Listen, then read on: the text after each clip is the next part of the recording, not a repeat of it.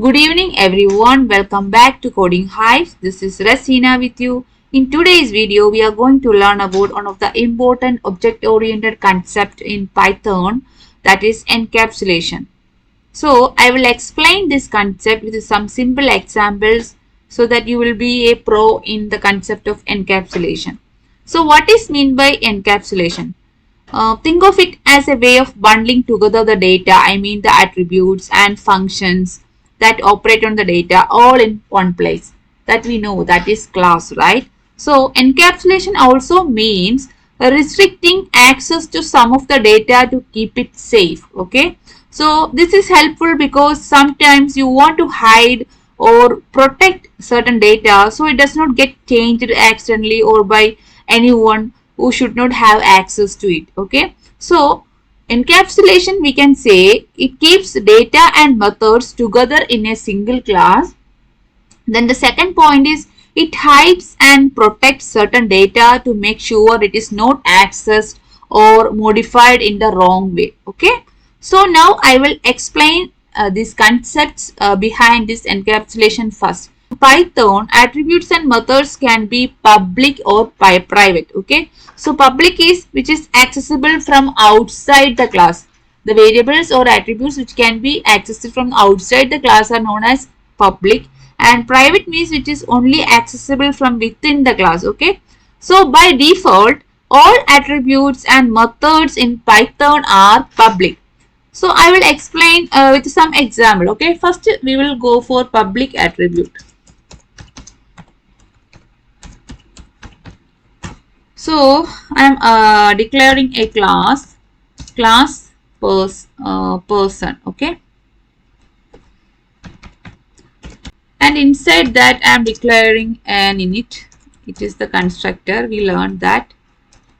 So here the first argument will be self, and I am passing one more attribute, that is name, and I can use this self.name equal to name. Okay, so this is the public attribute. Access this attribute anywhere. Okay, attribute.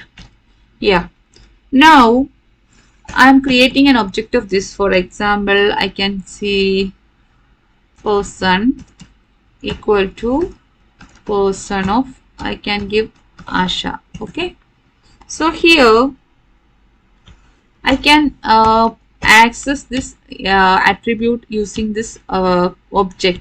For example, person dot name, right? I can show that you, like we got Asha, like we can access the attribute outside the class because it is a public attribute. Okay, now I will explain this private attribute thing. So private attribute.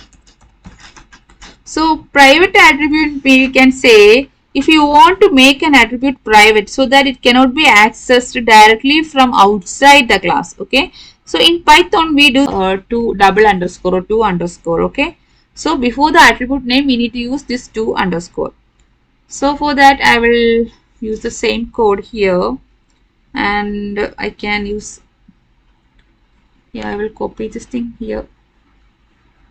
I'll just make a copy of this here and here. So here I want to make this as like this. Okay, clear? So this is now a private attribute. I will try the same thing here. Can I access this thing here? I will check it and I will show you that private attributes we cannot access from outside the class. Okay, so when I'm going to run this code, you can see some error.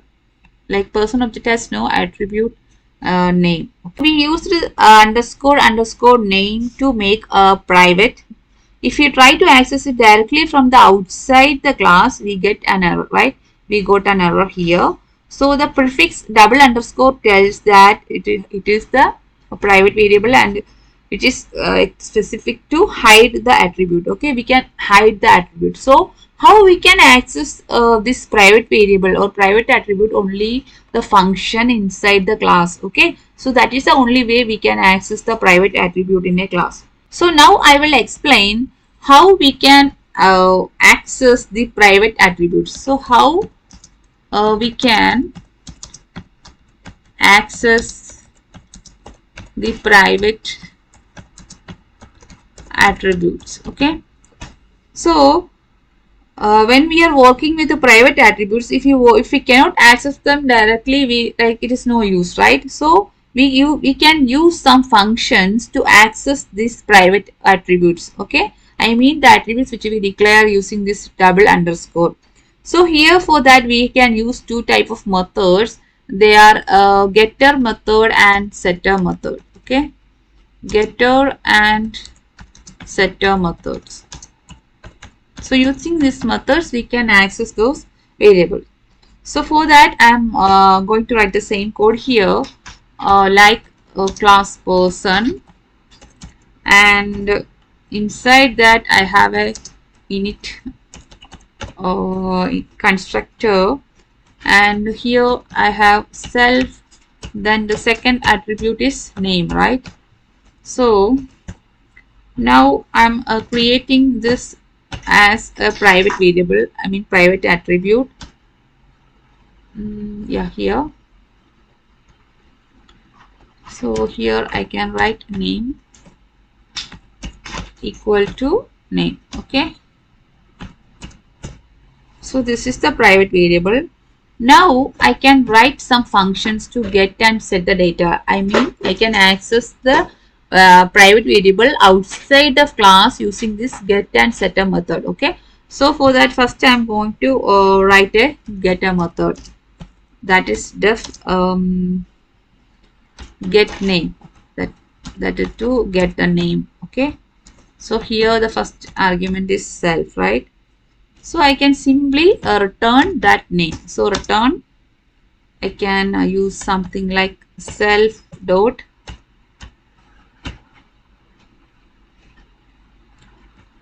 that name, right? This is the function to get name. Clear? This will return the private attribute. Now I have another function to set name. That means to change or update the value. I mean here the name. Okay. So for that I can give a self. Self. Then we need to set the value, right? So I can use a new variable, something like that, new name. This to change the name. Okay, so here I can change the value something like self dot underscore name equal to new name. So the name we are passing as a argument will be assigned to our private variable. Clear? So using this get name and set name only we can access this variable, I mean the private attribute. Okay, now outside the class we can try to access this thing. Okay, so here I'm going to create an object person equal to person. Here I'm giving a name as enemy. Okay, and then I want to get the name, so I'm trying to print person. We know how to get how to access a function using get, right? So when I'm going to run this code, you can see we get the output as Nimi. Okay, now if I want to change the name Nimi to something else, I can do that also. That I will show here. Person dot, the function is set name, right? So here I can say some name Kevin. Okay, then I need to print that also here, right? I need to show like the changes affected in that object, right? So you can see when I'm going to set name Kevin, it is assigned as Kevin. Then when I'm going to get the name, we are getting the value as Kevin. Okay, so using the set name we can update the private attribute in a controlled way. Okay, why use encapsulation is super useful because it controls how attributes are accessed and updated, so making our code more safer, right? Like here in this example you noticed that we cannot access this variable outside the class directly. I mean this private variables we cannot access the access outside the class directly. We can only access this variable using the functions defined inside this class, right? So that is the thing, it makes more safer. And this is also, we can say, data hiding. So sensitive data can be kept private, so it does not get modified in unexpected ways. And also when we are coming for code maintenance, it make it easier to change or update code, since you can control access through getters and setters. I mean this get function and set function. Okay, so now I will give you one more real-time example so that you will be a pro in this encapsulation. Okay, so for that I will give you one more example of bank account. Okay, so we are going to create a bank account class with the encapsulation. Okay, so here I am going to create a class. My class name is bank account. Okay, and here first is our constructor, right? That is our init method, and here the first argument is self, right? Then here I'm going to create two variables or attributes like account number and balance. Okay, and for balance I am using a default value. That means the default value is 0. If I am not passing any value, it will assign it as 0. Okay, then here I am assigning this account number as a private variable. So I am using double underscore. Then I am creating account number equal to account number. Okay, next this balance also I am creating as a private variable only. Balance equal to this balance. Okay, now I want to get the balance. Okay, so for that I am writing a getter function or getter method. So that def get balance, I want to get the balance. Okay, so I'm writing a function and the first argument is self. Okay, so here I just want to get the balance, so I can just simply return self dot underscore balance, right? So just to return. Now there is one more function to set, that is our setter function. Bank account we can set the bank balance by two ways, either by deposit or by withdraw, right? So we need to write two functions here. So first I am going to write a deposit function. So here deposit, then self, then an amount I need to deposit, right? Self dot balance plus equal to amount, right? This is simply depositing some amount. I can simply print a message like print